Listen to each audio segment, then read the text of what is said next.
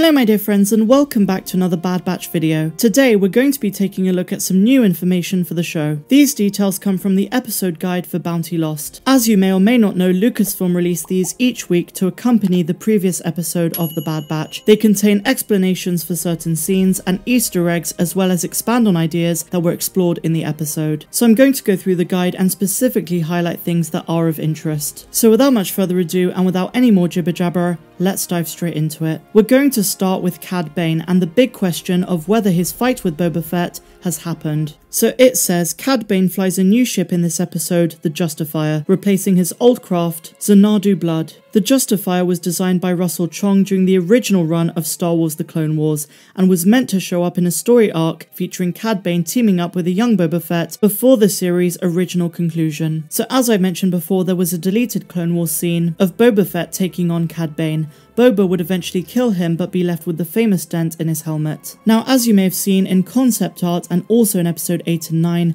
Cad Bane had a mark on his head, and this suggests the fight already happened, but based on the wording of this guide, that could have been from a different fight. We might still see it happen in the Bad Batch, or Lucasfilm could be saving a face-off between the two in the Book of Boba Fett. We've got to remember that the Book of Boba Fett takes place further down the timeline, but a live-action Cad Bane would be absolutely epic. So now we're going to talk about Omega and the big question of the video. Are we being misled about her true identity? The episode guide says Omega is said to be made of pure first-generation DNA, an unmodified clone of Jango Fett. The only other unmodified clone is Jango's own son, Boba, which he received as part of the deal for offering his genetic material to the clone army. Something I should really point out is the wording here. It's not concrete. It says Omega is said to be, but they don't say that she definitely is. It's almost like they're deliberately remaining ambiguous. As you guys may have seen, I made a video called There's More to Omega's Identity, and I stated that there's a good chance we're being misled and how she might be more than just an unaltered Jango Fett clone. The Kaminoans clearly did some tampering, and there must be a reason why they want her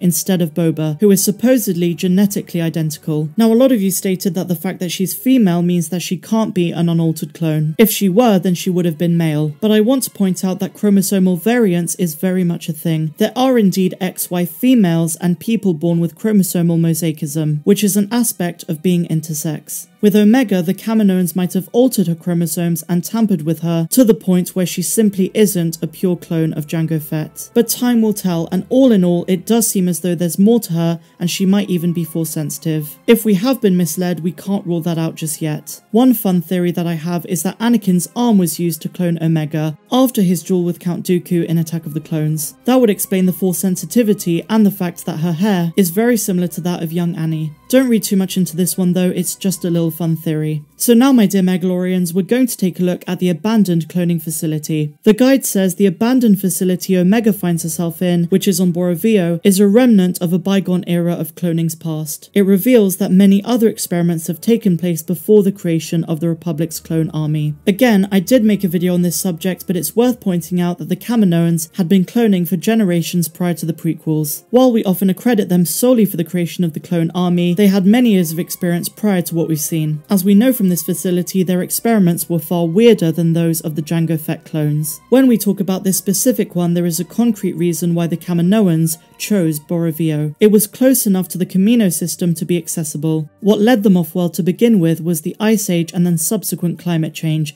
that led to the rainy environment that we now know Kamino for. During the changes of climate, the Kaminoans sought out nearby star systems to act as locations for their experiments. Bora Vio was the answer. Now, taking a look at the cloning facility concept art, it's awesome for one thing, but also I get very different vibes to the finished product that we saw in the Bad Batch episode 9. I thought they were going for a more exegol sort of feel, but instead it's more like an abandoned hut within the facility. And moving on to the actual creatures in the tanks, we have some very clear images of them here. Evidently, these are abominations, and it seems as though the Kaminoans were trying to create all kinds of crazy hybrids. On the far left, we have some creature with 4 eyes and 1 protruding head. At the bottom, we have the Kaminoan that fell onto Fennec Shand. In the middle, we have a purple creature that is some kind of Bith hybrid. The Bith are the same species as the Cantina Band and Darth Tenebrous. So all in all, we have some really gross looking mutants. In a sense, this is foreshadowing just how messed up some of the Kaminoan projects were, and how the Kaminoan daringness to do these kind of projects will impact Omega. We don't 100% know what they want to do with her. We know that they're looking to create a third wave of clones, but what's unique about them is something of a mystery. I mean, yes, the genetic material of other clones had become obsolete, and they need the original Jango DNA template,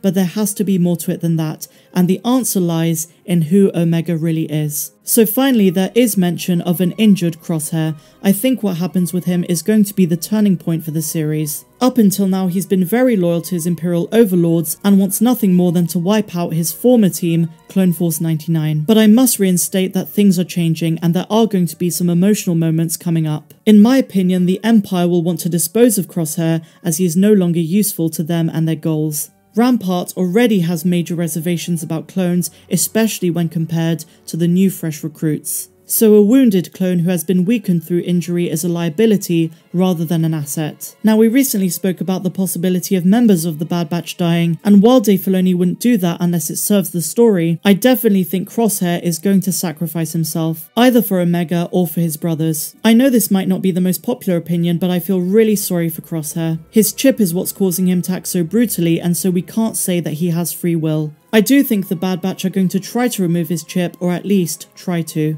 And then of course he's going to meet his fate fighting for them. His final act will be very significant and redemptive. In other words, a Crosshair redemption arc is definitely on the brink. So what does this mean for the next episode? Well, we need to slow things down a bit because I don't see any of this happening straight away. As with all big ideas in this series, they're going to take a few episodes to make themselves manifest. I think this Friday the seeds will be sown of doubt in Crosshair's mind, or rather more so than they have been. Maybe he's going to be stripped of his rank and then try to seek out his brothers. Bear in mind though, last week Jennifer Corbett teased that there's more to the inhibitor chips than we know, and they are still going to be a vital part of this series going forward. So with that said, I'm so looking forward to episode 10 Common Ground, and it comes out in just 3 days. But what do you guys think? What do you make of all of what we spoke about in today's video? Did you enjoy this episode guide breakdown? And what do you think is going to happen next in the series? Let me know your thoughts in the comments down below, and I will see you next time. If you enjoyed this one, please be sure to give me a big fat thumbs up, subscribe to the channel if you're brand new, and also guys, if you find value in my videos and you want to contribute to the channel, my Patreon link is in the description. Otherwise, I'm Star Wars Meg, wishing you all a phenomenal rest of the day,